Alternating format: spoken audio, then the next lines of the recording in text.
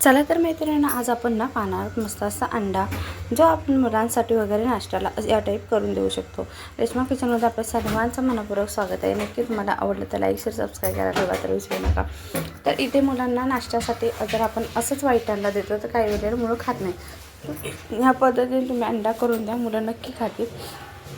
तर हे आहे आपण एक कढई घेतला, त्याच्यामध्ये तेल घेतलं। तेलामध्ये जे आपण अंडे उकळून घेतले आहेत ती फक्त उलटी ठेवून घ्यायची। कोथिंबीर वगैरे असेल ते पण टाकून घ्यायची त्याच्याबरोबर थोडीशी, आणि थोडीशी तेलावरती टाकल्यानंतर त्याची टेस्ट उतरते आणि खूप लागतं भारी। तर असे हे टाकायचं आणि मग मीठ वरून ना भुरभुरायचं हाताच्या साहाय्याने, तर एकसारखं असं लागलं पाहिजे। त्याचबरोबर लाल मिरची पावडर घ्यायची, तीही थोडीशी भुरभुरून घ्यायची।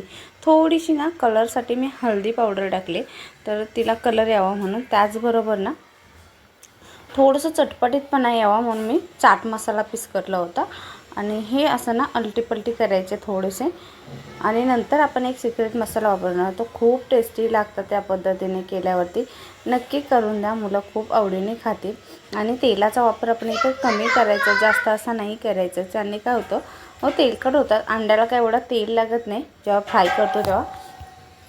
तर आहे त्याच्यातच घ्यायचं मस्तपैकी अलटीपलटी करून, आणि मग इथे घ्यायचे आहे आपल्याला मीठ। आपण जे मसाले लागणार आहेत ते टाकले। आता कोथिंबीर पुन्हा वरून टाकायची, आणि मग इथे आपण वापरला आहे तो मटण मसाला।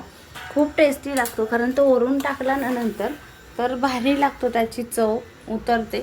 आता ही पहिले आपण जी पलटी केली ना बाजू, सर्व बाजू, तर ती चांगली लालसर मस्त अशी झाली पाहिजे।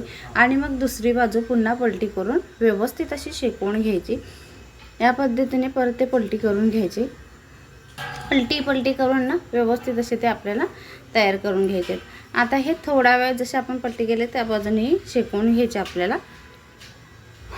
आता कोणताही मसाला नाही टाकायचा आहे किंवा तेल नाही टाकायचं, आपल्याला पाणीही नाही वापरायचं। आता हे तयार आहे, तर आपण हे काढून घ्यायचे एका डिशमध्ये।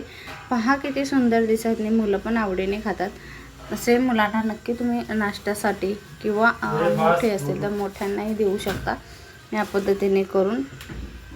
त्याच्यावरती कोथिंबीर टाकायची, आणि मग एक लिंबाची फोड आणि ही काकडी।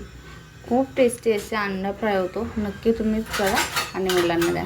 चला तर व्हिडिओ कसा वाटला नक्की सांगा, लाईक शेअर सबस्क्राईब करायला नंतर विसरू नका। आवडलं तर नक्की लाईक शेअर सबस्क्राईब करा। बाय।